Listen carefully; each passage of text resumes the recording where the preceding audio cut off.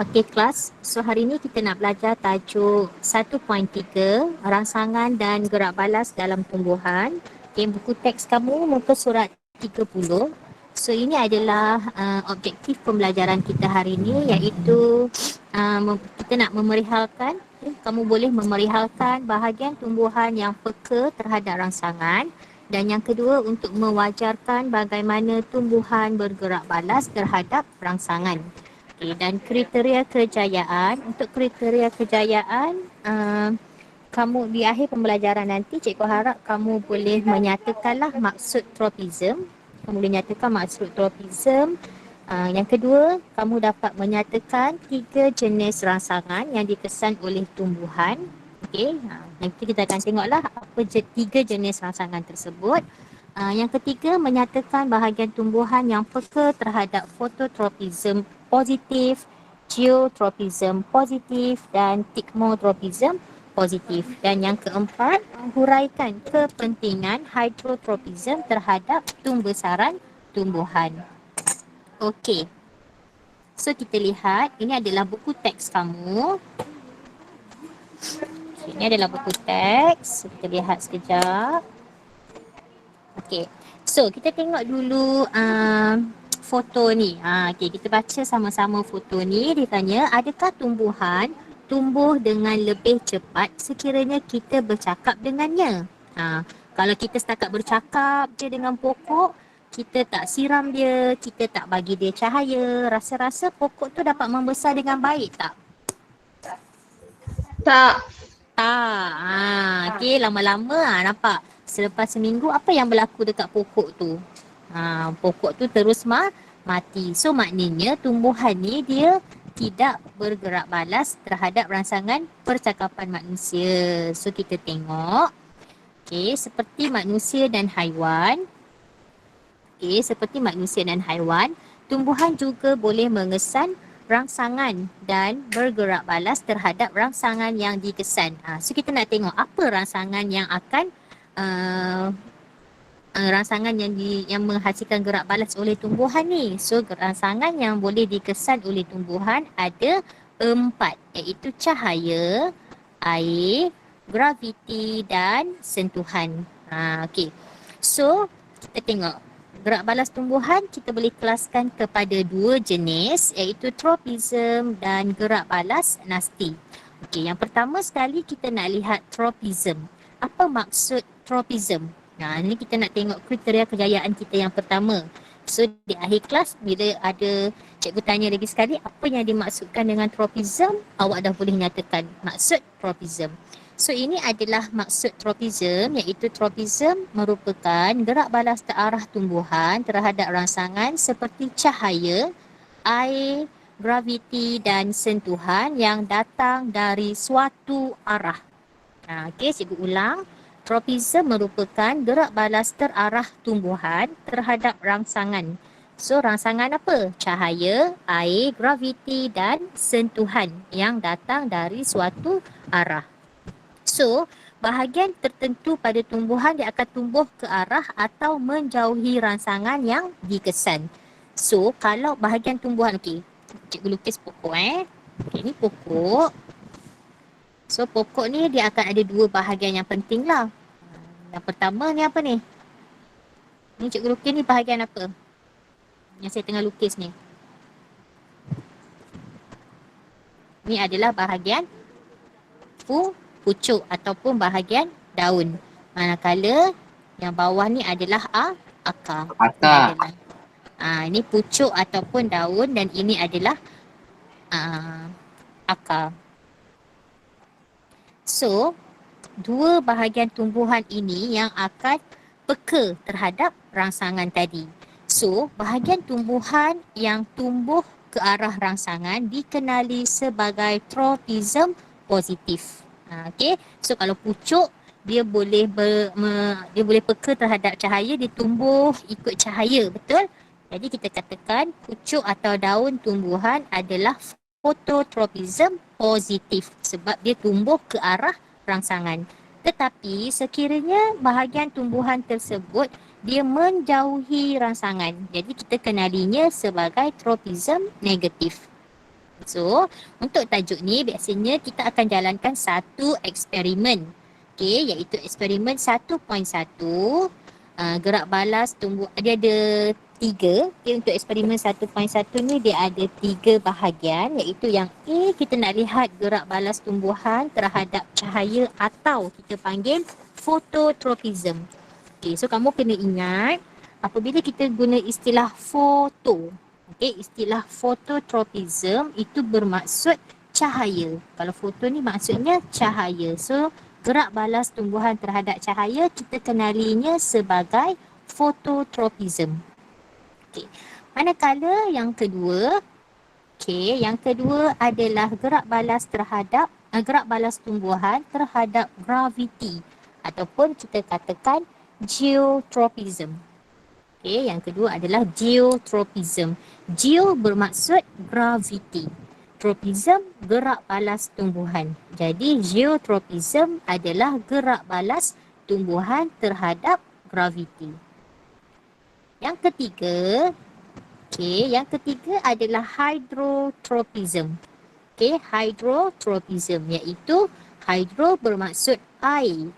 Tropism gerak balas tumbuhan. Jadi hydrotropism bermaksud gerak balas tumbuhan terhadap air. InsyaAllah apabila kamu dah kembali ke sekolah nanti, kita akan cuba buat eksperimen ini. Okey. So, tumbuhan dia perlu peka terhadap rangsangan seperti cahaya, graviti dan air. Kenapa? Supaya tumbuhan tadi dia dapat bergerak dengan sewajarnya dalam menjamin kelestarian dan kemandirian tumbuhan. So kenapa pokok ataupun tumbuhan ni memerlukan cahaya dan air? Kenapa tumbuhan memerlukan cahaya dan air? Siapa yang tahu? Kenapa tumbuhan memerlukan cahaya dan air? Untuk buat proses fotosintesis. Ya, untuk menjalankan proses fotosintesis. Kenapa tumbuhan perlu menjalani proses fotosintesis? Sumber makanan je? Ya, bukan sumber makanan, untuk mendapat makanan. Okey, untuk mendapat makanan. Thank you, bagus sangat. Siapa yang jawab tadi tu? Saya, Khair. Saya tu siapa? Cikgu tak nampak lah kat sini. Khair. Okey, good. Khair ni sangatlah bagus. Semua latihan cikgu dia buat. Ada 2 orang yang hantar slide aktiviti 1.2 buku modul tu. Bagus sangat. Sebenarnya saya menilai tu. Kamu punya tahap penguasaan 1 ke, 2 ke, 3 ke, 4 ke sampai 6. So bila tugasan yang saya bagi tu seboleh-bolehnya cuba jalankan, cuba buat, cuba selesaikan. Kalau ada masalah boleh hubungi cikgu. Okey, so kita nak tengok. Tadi kita dah tahu maksud. Kita tengok balik kriteria kejayaan kita. Mana kriteria kejayaan tadi? So kriteria kejayaan yang pertama adalah maksud tropism. So kamu semua dah tahu maksud tropism. Tropism adalah gerak balas tumbuhan terhadap rangsangan. So 3 jenis rangsangan yang dikesan oleh tumbuhan. So 3 jenis rangsangan yang boleh dikesan oleh tumbuhan adalah cahaya, air, graviti dan lagi satu adalah sentuhan. So kalau kamu boleh sebut keempat-empat sangat bagus. Tapi kalau kamu sebut boleh nyatakan 3 daripada 4 pun dah cukup bagus. Yang keempat, yang ketiga, ini yang sedang kita nak bincangkan. Kita nak tengok bahagian tumbuhan yang peka terhadap geotropism positif, fototropism positif, geotropism positif dan thigmotropism positif. Ini yang kita nak tengok ni. So, eksperimen ni tak boleh buat, so tak apa. Nanti kamu cuba lengkapkan dalam modul. Nanti naik sekolah kita akan cuba jalankan eksperimen ni insyaAllah. So kita nak lihat gerak balas yang pertama iaitu fototropism. Boleh tak seorang tolong bacakan? Siapa yang volunteer untuk baca? Siapa yang boleh baca petikan muka surat 33 ni? Fototropism Ya, betul. Fototropism. Nurul Cahaya Huda ke? ke? Ah.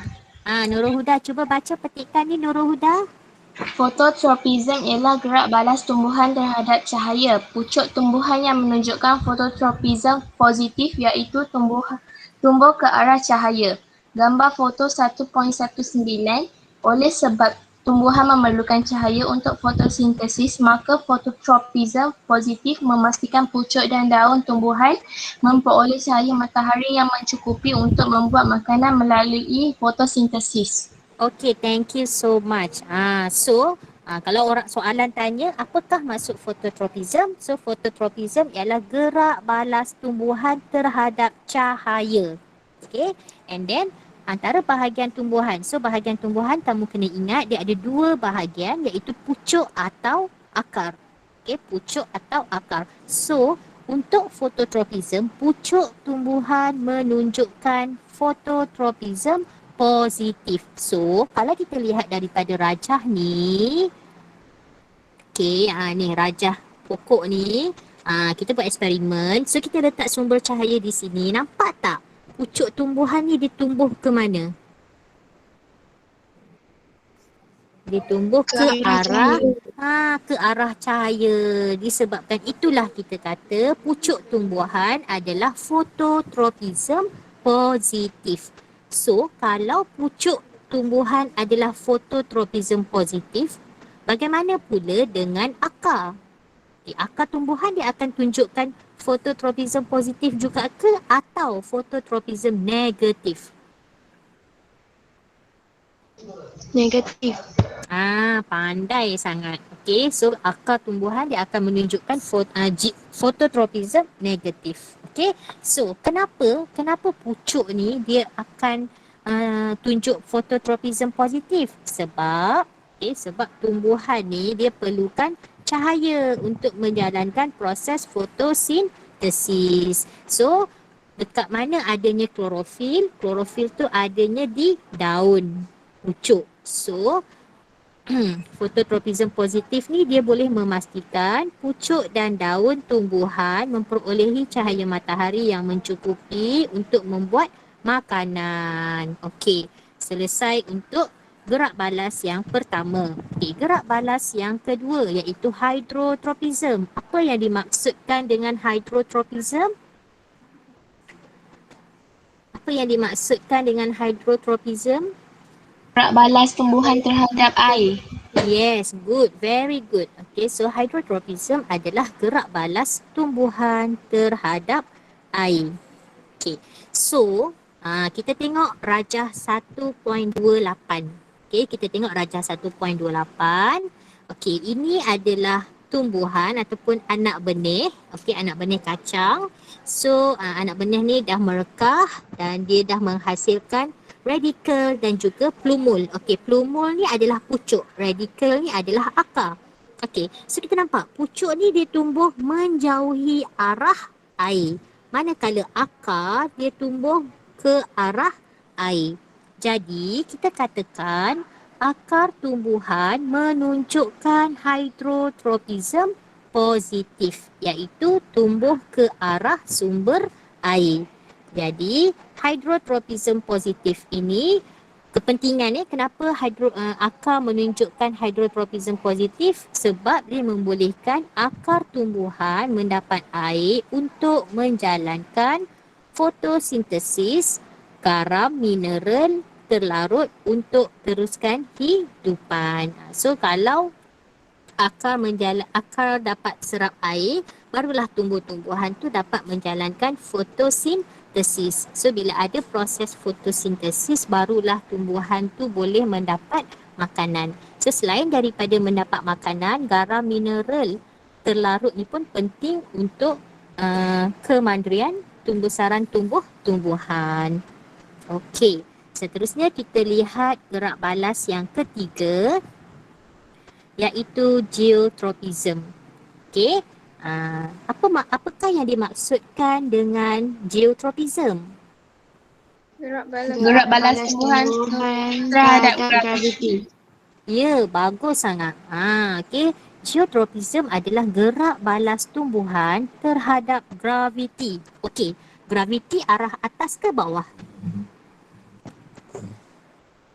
Graviti atas ke bawah? Atas. Atas. Bawah.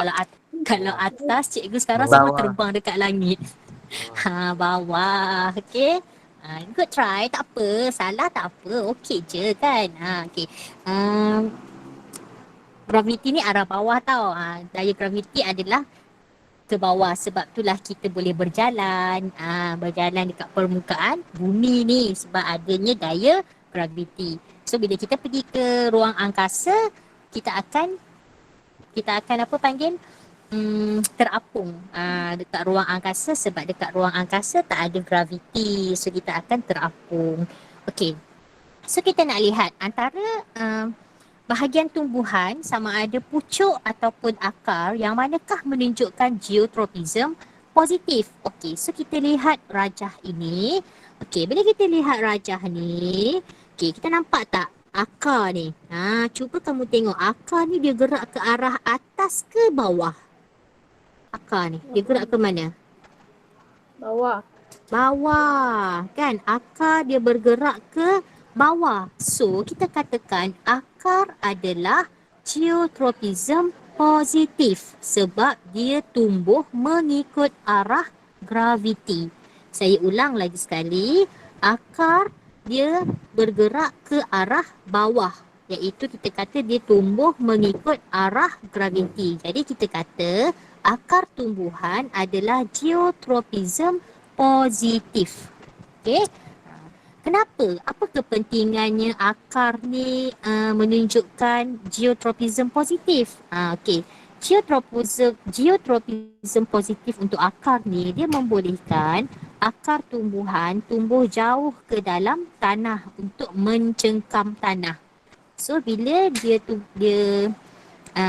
tumbuh mengikut arah graviti, iaitu ke tanah, so dia akan mencengkam tanah, barulah dia boleh menstabilkan kedudukan tumbuhan ini pada tanah.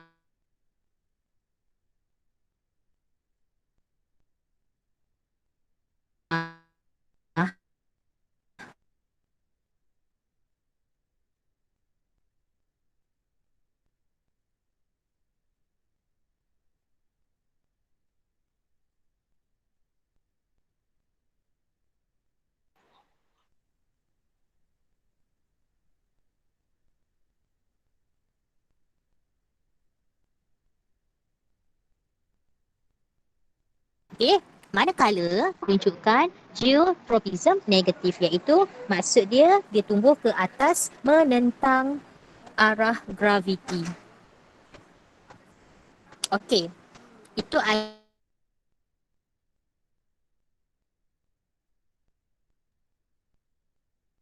balas yang ketiga. Sekarang kita lihat gerak balas yang keempat, iaitu thigmotropism.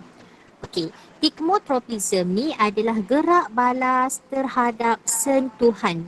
Okey, cikgu ulang. Thigmotropism ialah gerak balas terhadap sentuhan. Okey, so untuk tumbuh-tumbuhan, tapi tak semua tumbuh-tumbuhan yang ada rangsangan thigmotropism. Maknanya tak semua tumbuh-tumbuhan yang akan menunjukkan gerak balas terhadap sentuhan. Okey, biasanya kalau tumbuh-tumbuhan, ini gambar rajah dia, kalau tumbuh-tumbuhan yang mempunyai gerak balas terhadap sentuhan ni, specialnya dia ada satu sulur paut. Dia ada satu struktur khas dekat pokok tersebut. Dia ada sulur paut, kita panggil, ataupun batang melilit. Kita tengok kat mana sulur paut dia. Okey, ni sulur paut ni. Nampak tak ni? Inilah sulur paut tu. Okay, ini sulur paut. Manakala ini, yang ini adalah batang yang melilit. Boleh nampak kan kat sini? Okay. So biasanya tumbuh-tumbuhan ni memang dia ada struktur khas ni, special structure dia. Okay. So sulur paut atau batang melilit ni, dia menunjukkan thigmotropism positif apabila dia bertaut pada sebarang objek ataupun tumbuhan lain yang bersentuhan dengannya. So kalau dalam gambar rajah, gambar foto 1.20A ni, pokok timun ni dia mempunyai sulur paut yang akan melilit objek. Kalau objek tu pokok lain, so dia akan melilit lah dekat pokok lain tu. Biasanya tumbuhan macam ni memang kita akan bagi dia sokongan. Okay. So kenapa sulur paut dan batang melilit ni dia berpaut pada objek lain? Apa pentingnya gerak balas stigmotropism ni? So gerak balas ni penting sebab dia membolehkan tumbuhan tumbuh secara menegak. Kenapa pokok kena tumbuh secara menegak? Untuk memperoleh cahaya matahari dan mencengkam objek untuk memperoleh sokongan. Kalau kamu tengok, kalau pergi ladang apa pokok tembikai, pokok timun, biasanya kita akan bagi dia sokongan kacang panjang, kita akan letak dia macam para. Kita letak dia kayu supaya pokok tu, batang pokok tu dia boleh melilit. Okay. Manakala untuk stigmotropism, akar tumbuhan ni dia akan menunjukkan stigmotropism negatif. Sebab apa? Sebab akar ni dia boleh mengelak sebarang objek yang menghalangnya mencari sumber air. Okey, itu satu. Okey, seterusnya, sekejap ya.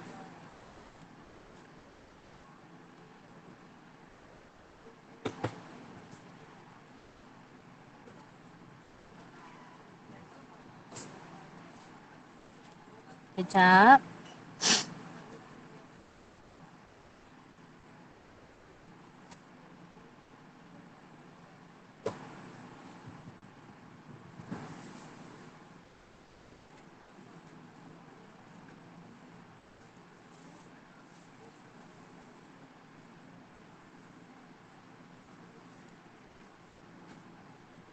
Okey, so sekarang kita nak lihat, tadi kita lihat gerak balas tropism, iaitu gerak balas tumbuhan terhadap 4 rangsangan tadi. Sekarang kita nak lihat gerak balas nastik. Pernah dengar tak gerak balas nastik? Tak. Tak pernah. Okey. Pernah tak tengok pokok semalu? Pernah? Okey, pokok semalu tu, kalaulah kamu sentuh daun dia, apa yang berlaku dekat daun dia? Dia kuncup. Yes, betul. Pokok semalu tu kuncup. Jadi, rangsangan yang berlaku dekat pokok semalu tu, kita panggil sebagai gerak balas nasti. So, gerak balas nasti ni adalah gerak balas terhadap rangsangan seperti sentuhan. Tetapi gerak balas nastik ni beza dengan stigmotropism. Gerak balas nasti ni dia tidak bergantung pada arah rangsangan tersebut. Okey. Sebab gerak balas nastik dengan stigmotropism ni dua-dua gerak balas terhadap rangsangan, tapi beza dia, gerak balas nastik ni dia tak bergantung pada arah rangsangan. Okey. Manakala gerak balas stigmotropism dia bergantung kepada arah rangsangan. Perbezaan yang kedua, gerak balas nastik ni dia berlaku dengan lebih cepat. Kalau kamu pegang daun pokok semalu tu, terus dia kuncup. So cepatlah. Tapi kalau kamu tanam pokok timun ke, pokok kacang panjang ke, hari ni kamu tengok dia tak melilit pun lagi. Besok belum lagi. Mungkin 2-3 hari selepas tu baru kita nampak sulur paut tu dia melilit pada sokongan. Kita kata dia lambat sedikit. Ni dia bagi. Contohnya pokok semalu bergerak balas terhadap sentuhan dengan menguncup daunnya apabila daun disentuh dalam foto. Mari kita tengok mana foto dia. Ini foto dia. Okey. So kalau ini yang biasa kamu pegang kan, yang kamu tengok. Kalau kamu sentuh dia akan menguncup macam ni. Okey. Okey, so sekarang faham tak? Tajuk ni? Faham. Ada soalan tak nak tanya? Okey, so sekarang cikgu nak ajak kamu tengok modul. Okey, sekejap saya nak buka modul kat sini. Sekejap ya.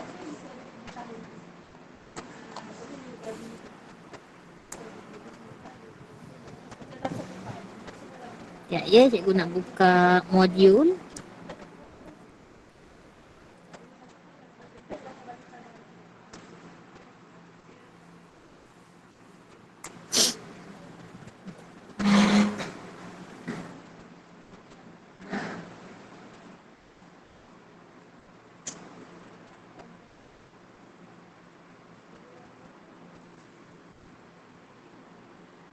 Okay, kejap ya, cikgu nak present yang lagi satu, modul sains kita. Okay. Alright.